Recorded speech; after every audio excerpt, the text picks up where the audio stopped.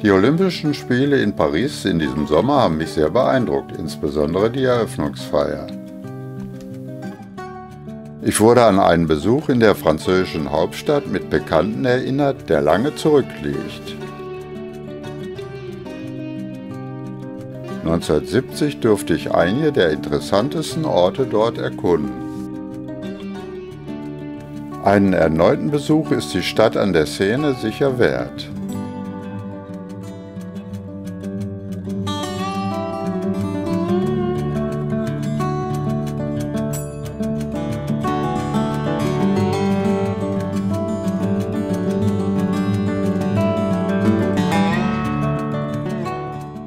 Anders sieht es mit der Stadt an der Isar aus, die ich nach über 40 Jahren endlich 2023 mal wieder besuchen konnte.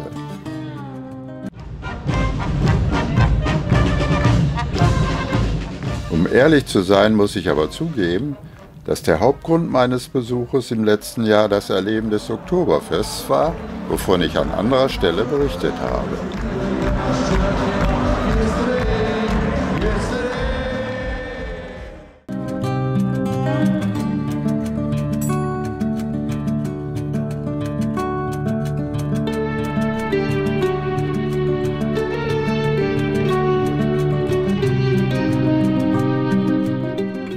An einem anderen Tag haben wir uns aber München und vor allem den Olympiapark genauer angesehen. 1972 war ich bei den Olympischen Spielen dabei und schaute mir daher mit besonderem Interesse an, wie das damalige Olympiagelände heute aussieht. Inzwischen bin ich froh, dass wir schon 2023 in der bayerischen Metropole waren, denn seit dem 1. Juni 2024 ist der Olympiaturm wegen Renovierungsarbeiten für 2 Jahre geschlossen. Wir konnten dagegen bei bestem Wetter aus ca. 190 Meter Höhe den grandiosen Blick auf München genießen. Ich war angenehm überrascht, dass nicht nur das berühmte Zeltdach einen hervorragenden Eindruck hinterlassen hat, sondern auch die Umgebung recht gepflegt wirkt und vieles an die Zeit vor 50 Jahren mich erinnert hat, von der ich im zweiten Teil des Videos einiges zeigen werde. 1972 war meine Bewerbung als Betreuer vor allem ausländischer Gäste bei Olympia akzeptiert worden.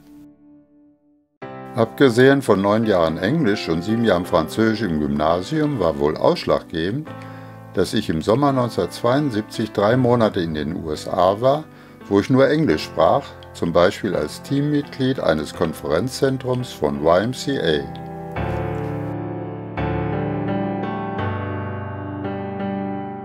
Es war eine interessante Erfahrung für mich, als ich dort plötzlich nachts in Englisch träumte.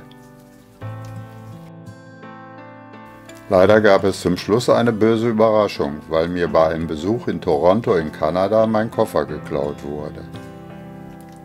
Darin waren nicht nur 90% meiner Film- und Fotoaufnahmen, sondern auch mein Pass. Bis ich endlich Ersatzpapiere bekam, verging eine Weile und ich kam verspätet in Deutschland an. Noch am gleichen Tag rief ich beim Organisationskomitee in München an.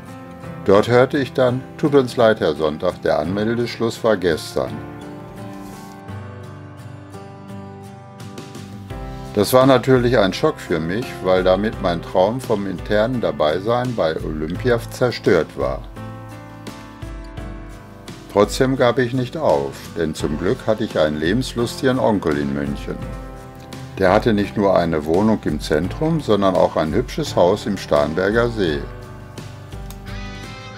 Dort konnte ich mich erst einmal etwas vom Stress erholen und einige Tickets besorgen, um dann nicht nur Wettbewerbe zu sehen, sondern auch etwas von der fantastischen Stimmung bei den heiteren Spielen zu erleben.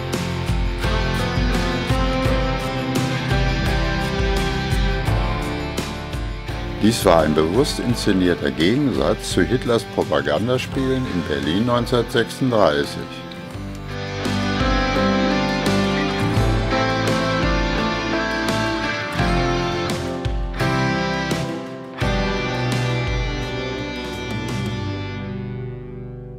Ab dem 26. August gelang dies 10 Tage lang hervorragend. Es war eine wunderbare Stimmung in der Stadt. Die Polizei hielt sich zurück.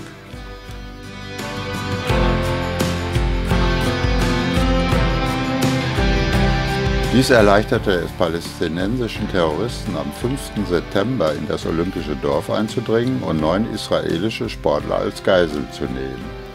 2 weitere ermordete man sofort. Dies war ein Schock für die Stadt. Auch ich habe an dem Tag einen der Terroristen vor dem israelischen Mannschaftsquartier gesehen. Ein dilettantischer Befreiungsversuch der Polizei am Flughafen scheiterte später und alle Geiseln und ein deutscher Polizist wurden von den Terroristen erschossen. Auch 5 der 8 Terroristen starben. Trotzdem verkündete IOC-Präsident Avery Brundage, "The Games must go on." Ich habe dann noch weitere Wettbewerbe gesehen, aber die Stimmung war trotz aller Bemühungen nicht mehr wie zuvor.